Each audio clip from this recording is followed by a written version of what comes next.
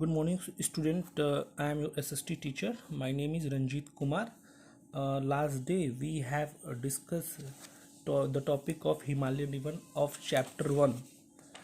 हम लोगों ने कल डिस्कस किया था हिमालयन रिवर के बारे में फर्स्ट चैप्टर की topic 1. So today we will discuss next topic the Damodar valley project. आज हम लोग डिस्कस करेंगे दामोदर वैली प्रोजेक्ट के बारे में. आज हम लोग डिस्कस करेंगे the important multipurpose projects are. Means India में बहुत सारे जो प्रोजेक्ट्स चल रहे हैं वाटर रिसोर्सेज के ऊपर. सो आज हम लोग उसी पे ही डिस्कशन करने वाले हैं. The Damodar valley project. सबसे पहले हम जानेंगे प्रोजेक्ट कहते किसको हैं. प्रोजेक्ट दैट मीन्स इसका मीनिंग होता है परियोजना, जिसमें बहुत सारे मैन पावर लगते हैं, बहुत सारे लोग लगते हैं, समय लगता है, जगह लगता है और एक बहुत बड़े स्केल पे किया जाता है. इसी को हम लोग बोलते हैं प्रोजेक्ट्स. ओके, चलिए फिर अब हम लोग डिस्कस करते हैं. The Damodar valley project in Bihar and West Bengal. Damodar valley project Bihar और वेस्ट बंगाल में है.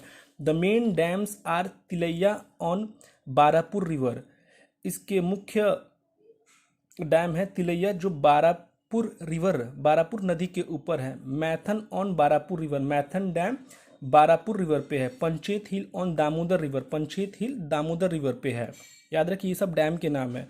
एंड द दुर्गापुर बराज, और एक दुर्गापुर बराज भी है. The project has greatly help in controlling flood. ये जो सारे प्रोजेक्ट हैं ये हेल्प करते हैं, ये जो प्रोजेक्ट है दामोदर वैली प्रोजेक्ट, ये हेल्प करते हैं बाढ़ को रोकने में. Irrigation of farmland. Irrigation means सिंचाई, ऑफ फार्मलैंड मीन्स एग्रीकल्चर भूमि जहाँ पे खेती किया जाता है. बड़े पैमाने पे इस प्रोजेक्ट के द्वारा पानी मिलता है जिससे हम सिंचाई कर सकते हैं. Exploitation of minerals and development of industries means exploitation of minerals. इसका अर्थ होता है खनिज लवण प्राप्त करना. अब ये हम लोग कैसे प्राप्त करते हैं, तो ये एक सॉलिड फॉर्म में होता है जो हम लोग पानी के नीचे से निकालते हैं. And development of industries. ये प्रोजेक्ट कैसे हेल्प करता है डेवलपमेंट ऑफ इंडस्ट्रीज को, जैसे कि बिजली को सप्लाई करना. हम सभी लोग जानते हैं कि इन सारे प्रोजेक्ट पे कहीं ना कहीं बिजली केंद्र की स्थापना होती है. ओके, अब हम लोग नेक्स्ट पे बात करें the Bhakra Nangal project. Bhakra Nangal project across the Sutlej river has the highest gravity dam in the world. Means Bhakra Nangal project एक बहुत ही बड़ा मतलब डैम है. कहते हैं भारी गुरुत्वाकर्षण डैम इन द वर्ल्ड, मतलब बहुत बड़ा डैम है, अत्यधिक गुरुत्वाकर्षण वाला डैम है जो पूरे वर्ल्ड में बहुत बड़ा है. वर्ल्ड में ऐसा कह सकते हैं कि मतलब वर्ल्ड लेवल पे है. The canal system irrigates about the 15 lakh hectares of land in Punjab, Haryana and Rajasthan. यहाँ से बहुत सारे कैनाल निकलते हैं जो सिंचाई करते हैं लगभग 15 लाख हेक्टेयर भूमि को. तो कहाँ कहाँ करते हैं, पंजाब, हरियाणा और राजस्थान में. इसको हम गोविंद सागर के भी नाम से जानते हैं. Created at the back of Bhakra dam is about 80 kilometres. मतलब भाखड़ा जो ये डैम है, भाखड़ा नांगल प्रोजेक्ट है, इसके पीछे की जो लंबाई होती है वो तकरीबन 80 किलोमीटर होती है. The Hirakud project. The Hirakud project across the Mahanadi river. Hirakud project Mahanadi river पे है. Has the longest dam in the world. ये भी विश्व की बहुत लंबी डैम है. This provides the additional irrigation facility in Orissa. यह उड़ीसा को बहुत ही बड़े पैमाने पे, उड़ीसा में जो एग्रीकल्चर लैंड है बहुत ही बड़े पैमाने पर उसकी सिंचाई की जाती है इस प्रोजेक्ट के द्वारा. The Vyas project in Punjab has the Pong dam and canal. Means इसको ऐसे बोल सकते हैं कि पंजाब में जो होता है, पंजाब में व्यास प्रोजेक्ट पंजाब में है जहाँ पे पोंग डैम है. और ये dam a canal to link with the Vyas and Sutlej. मतलब एक कनाल है जो लिंक है सतलज रिवर और व्यास प्रोजेक्ट के बीच को एक लिंक है जो दोनों को ये जोड़ती है. ओके, नंबर 5 पे the Kosi project. The Kosi project in Bihar will not only control floods but also provide irrigation facility. मतलब कोसी प्रोजेक्ट सिर्फ इसका काम बाढ़ को रोकना ही नहीं है, बल्कि इसका काम प्रोवाइड इरिगेशन फैसिलिटी, मतलब ये सिंचाई की सुविधा भी प्रदान करती है।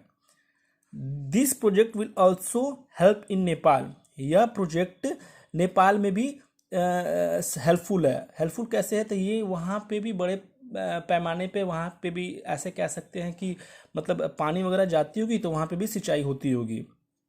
Okay, next we will discuss the Rihand valley project. The Rihand valley project is in Uttar Pradesh across the Rihand river और ट्रिब्यूटरी ऑफ रिवर सन। यहाँ पे कह रहा है रिहान वैली प्रोजेक्ट उत्तर प्रदेश में है, जो रिहान नदी पर है, जो रिहान नदी पे है, और रिहान नदी सोन नदी की सहायक नदी है। Okay, the GV Pansagar is the largest man made reservoir in India. GV Pansagar सबसे बड़ा मानव निर्मित जलाशय है जहां पे रिहान नदी के पानी को इकट्ठा किया जाता है।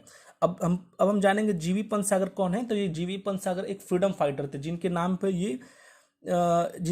ये प्रोजेक्ट का नाम पड़ा। The projects help in irrigation. यह प्रोजेक्ट हेल्प करता है सिंचाई and exploitation of mineral resources, means बहुत सारे खनिज लवण को प्राप्त करने में ये हेल्पफुल है ये प्रोजेक्ट।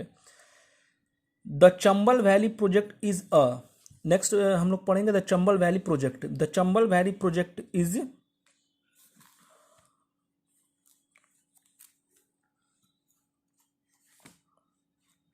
आई होप आप लोग को ये दिखता होगा। ऐसे करते हैं, joint venture of Rajasthan and Madhya Pradesh. Chambal valley project joint venture है राजस्थान एंड मध्य प्रदेश का। ज्वाइंट वेंचर मीन्स दोनों ने मिलकर बनाया है या फिर दोनों ने मिलकर इस पे काम किया हुआ है। It is the kanal, it is the Chambal river, या चंबल रिवर पे है, एंड प्रोवाइड इरिगेशन, ये इसके द्वारा सिंचाई की जाती है। हाइड्रो इलेक्ट्रिसिटी, पन बिजली केंद्र की इस पे स्थापना है। And control soil erosion in the valley, means कहने का अर्थ है जो वहाँ पे मिट्टी का कटाव होता है इस प्रोजेक्ट के द्वारा बहुत हद तक उसको रोका भी जा सकता है। The Nagarjuna Sagar project is on the Krishna river in Andhra Pradesh. Number 8 में है। नागार्जुन सागर प्रोजेक्ट है वो कृष्णा रिवर पे है, आंध्र प्रदेश में है। 2 कनाल्स, यहाँ से 2 कनाल निकलते हैं, Jawahar canal and Lal Bahadur canal. Okay, have been built on either side, मतलब इस प्रोजेक्ट के दोनों साइड में ये बना हुआ है। 2 power house have also been built, मतलब 2 पावर हाउस भी बने हुए हैं जिनको हम हाइड्रो इलेक्ट्रिक, जिसको हम पन बिजली केंद्र भी कह सकते हैं। Okay, number 9 the Narmada valley project. इसको हम कहते हैं the Narmada valley project. Aims at the utilisation rivers flow for the economic prosperity of the area.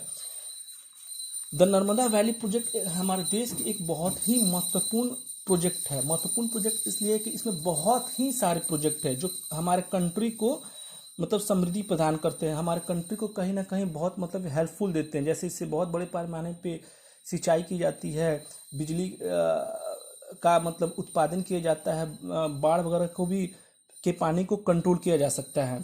This will be the largest projects in the world.